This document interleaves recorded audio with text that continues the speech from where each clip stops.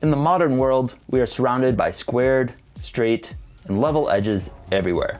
But in the natural world, such things are kind of rare to find. So that poses kind of a unique challenge you might not think about day to day. If you don't have modern tools like a ruler, level, or a set square,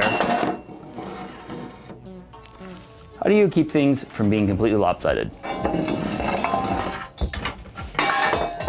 Well, let's look at and then make some of the tools the ancient Egyptians used to build the pyramids. Everything we use comes from 8,000 generations of collective innovation and discovery. But could an average person figure it all out themselves and work their way from the Stone Age to today? That's the question we're exploring. Each week I try to take that next step forward in human history. My name is Andy, and this is How to Make Everything. Be sure to subscribe and turn on notifications so you don't miss the next step in this journey. Thank you to SimpliSafe for sponsoring this video. With today's sponsor, SimpliSafe, you too can protect your worldly possessions from break-ins or grave robbers, just like the pharaohs did. SimpliSafe is a comprehensive security system taking the place of all of our various security cameras, door locks, and sensors, putting them all under one service that is monitored 24/7 by SimpliSafe dispatch team. You can protect your space and keep track of who comes and goes, remotely give access to guests and visitors. They have sensors that cover everything: forced entry, smoke and carbon dioxide warning, even water and freeze sensors. And if triggered, visual confirmation via security cams means SimpliSafe calls get 3.5 times faster police response than other calls. And it'll still work if you lose power, Wi-Fi, or if the system is attacked. For 50 cents per day, with no contract, SimpliSafe is an easy and cost-efficient way to protect your home or studio. We're excited to start using it in our studio to keep all the haters out. To learn more, visit simplisafe.com/howtomakeeverything. First up, let's take a closer look at what these tools can build. The first pyramid was built around 2630 BCE, with the largest one of Giza 2580 BCE. The Great Pyramid of Giza stood at over 481 feet when completed and remained the tallest building ever built for almost 4,000 years. Aligned to true north within 1 degree of accuracy, they are amazingly precise in their measurements. The 4 sides are equal within inches, and the base of it is level within almost half an inch. Measuring precision like that requires an accurate way to make straight lines, parallel lines, squared edges, and measuring level. So those are the challenges I'll need to overcome. The tools I have available to me right now are the hammer I previously cast, the knife and the dagger, as well as the twine I've previously spun. To help us in fine woodworking, let's cast a few more varieties of wood chisels and a bronze saw.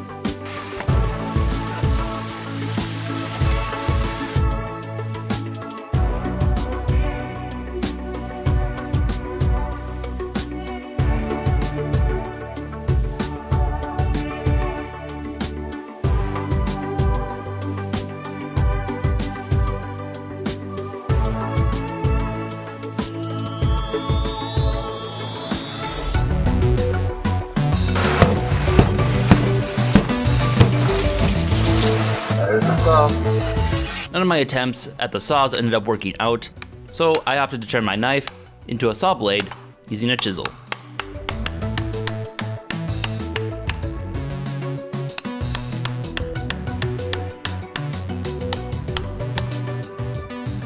Stay sharp.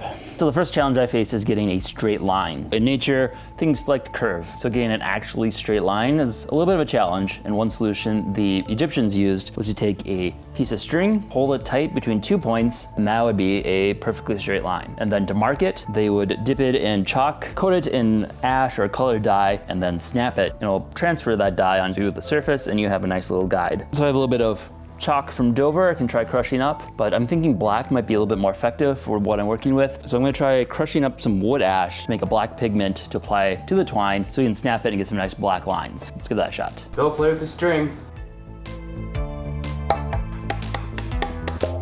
Crushing it, man.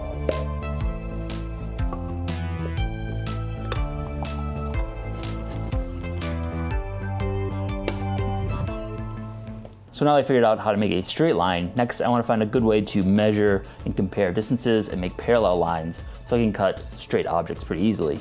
So the tool I'm going to make is called a marking gauge. I haven't been able to find much information on its history, so I don't know for sure if the ancient Egyptians would have used this, but it's such a simple tool, it's hard to imagine they wouldn't have. Basically, it's just a stick that one end has a little marking spot, a part that slides back and forth, and you can set to whatever distance you want. Most of them today use a screw to tighten it and lock it in place, but we haven't invented the screw yet, so we're going to use a wedge to lock it in. So it's just going to be 3 pieces, going to be the rod, the gauge, and then a wedge. So first up, we need to make a straight line using our chalk line and use that as a guide for carving up some wood. Try and get some straight pieces the gauge can slide down.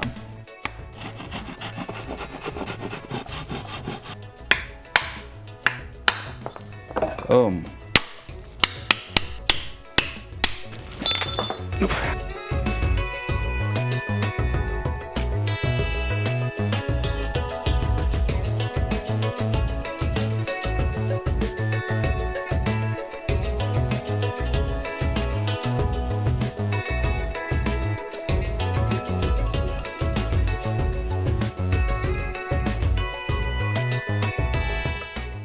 For the marking needles of the gauge, I cast a small blade using wax and cob.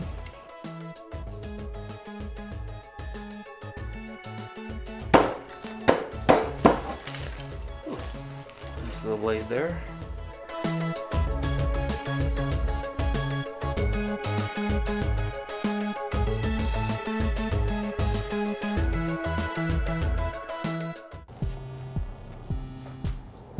So now, thanks to the chalk line, we're able to make pretty straight lines. With the help of the measuring gauge, I can pretty easily make parallel lines. So now if you want perpendicular, probably the simplest way that might have been done is you just kind of eyeball it, get it as close as possible, brace it so it doesn't move or anything, and then you just do one side, flip it, and do it from the other side. That way, if it's off from 90 degrees, you kind of take the average between the two, and it should be pretty close to right angle. However, there's a few other possible ways to do it. Anyone who's taken algebra in like 6th grade or whatever, they would be familiar with the Pythagorean theory. Pythagoras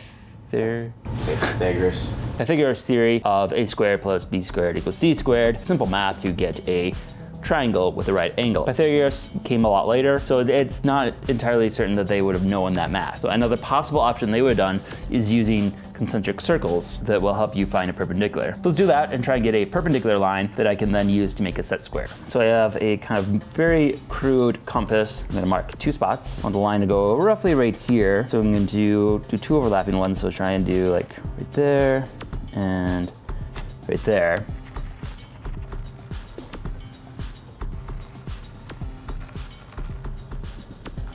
Just enough room. Now we have the 2 circles where they intersect at the top and bottom. Straight through them should in theory be perpendicular. So let's get the chalk line and draw that line in.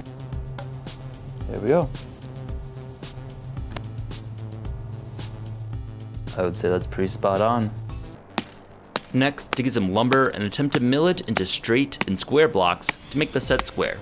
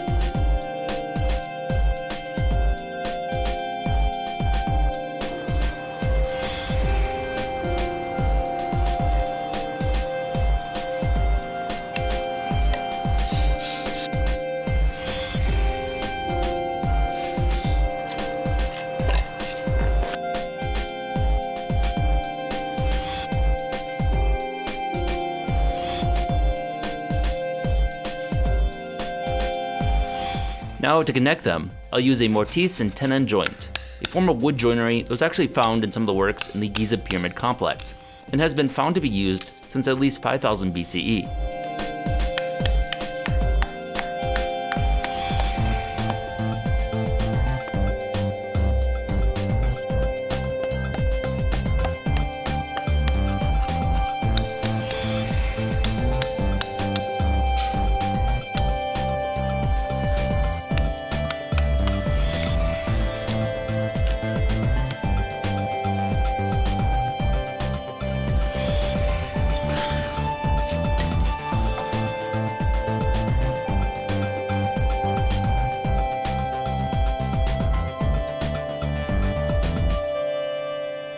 make a wood glue, I boiled some leftover deer hide from the book I made a few years ago.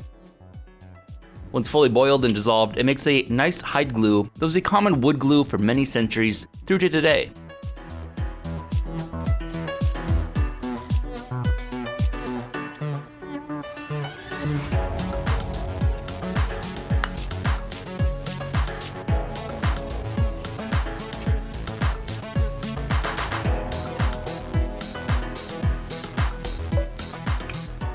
I have the set squared all glued up, and I can use markings I made before with my geometry to confirm that it should be square. Next up, we can turn this into a plumb bob that will measure levelness. The plumb bob gets its name from the Latin word for lead, plumbum, as that's the material they were first made of, but I'm gonna use bronze. The plumb bob is also where you get terms like plumb, meaning straight and vertically level.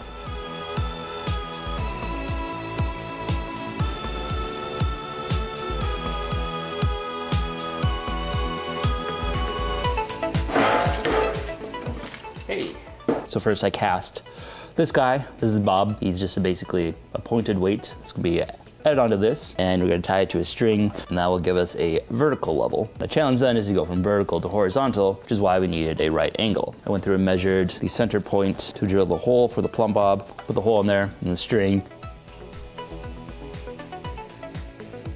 And then I can also find center here. And then I can use this to find a vertically level edge and a horizontally level edge. And then if you want to use it this way, to find if a surface is level, I measured out the two edges from here, using a piece of string, marked them the same, and then drew a line across and sawed them. And then I can hang the weight here and put a mark wherever perfect level is and use it as a gauge. Spot on, that's level. And also allows us to do some math if we wanted to figure out different degrees. So if we are building, say, a pyramid and wanted to add a certain angle, you can get that marked and then have a consistent gauge for every slope. All right, so I have my completed plumb bob here, and it's all calibrated and should be able to show both vertical and horizontal level. Yeah, so this is kind of the standard tool up until at least 17th century, and even today it has some use for a variety of different things for surveying and such. Basically, the tool set the Egyptians would have had. So I'm gonna put these to the test and see if I can measure out accurately the dimensions of one average block for the pyramid. So I introduce a unit of measurement called the cubit, which was a standard measurement used for the Egyptians, the royal cubit, which was a specific length, middle finger to elbow. This is my own personal cubit. I'm gonna use it as a reference. And an average block was, they tended to vary a lot, but I'm gonna do about 2.5 by 2.5 cubit and then 1.5 tall. See how well it all stacks up, and double check it with some modern tools and see how close I can get it. See if I can finally experience true level.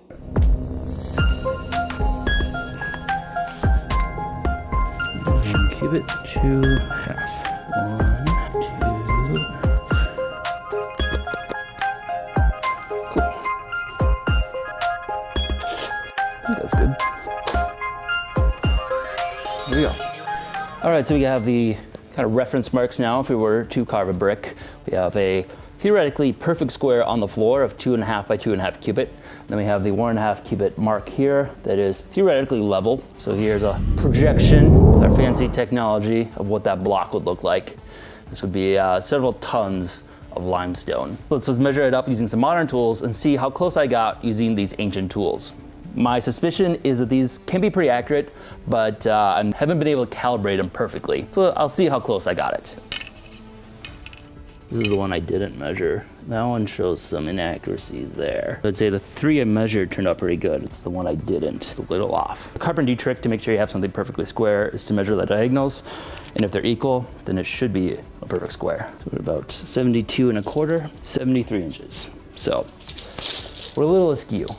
All right, I got the laser level to really put it to the test.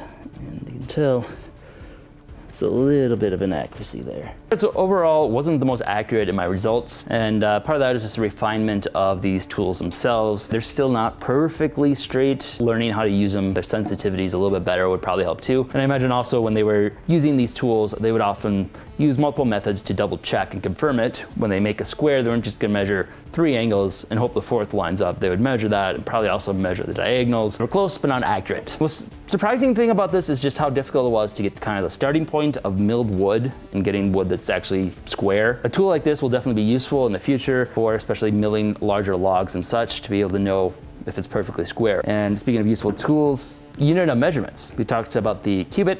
It's kind of a standard in this era. A lot of different civilizations had their own version of it. I have my own civilization I'm building from scratch, so I'm gonna invent my own standard units of measurement. I don't know if I'm gonna necessarily stick to the cubit and other standard forms, so if you have any suggestions of what the basis should be on my measurement, should they be human anatomy? Leave that in the comments. Then you might be wondering, when are you gonna build your pyramid? The theories of how exactly pyramids were built and how long it took, most commonly believed is about 25,000 laborers over the course of roughly 20 years. So to do that myself, assuming I could move the stones and all the work myself, everything scaled, it would take 500,000 years. So that'll be coming out in the year 2020. So stay tuned for that. If I wanted to actually hire somebody to do it, the most commonly held theory right now is it wasn't slavery necessarily, but agricultural workers in their off season were available and they were paid in bread and beer. And so far I've already made bread.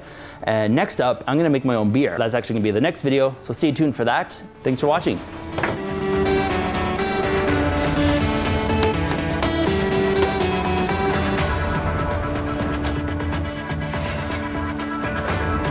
Thanks again to SimpliSafe for sponsoring us. Give it a try today at simplisafe.com/how-to-make-everything.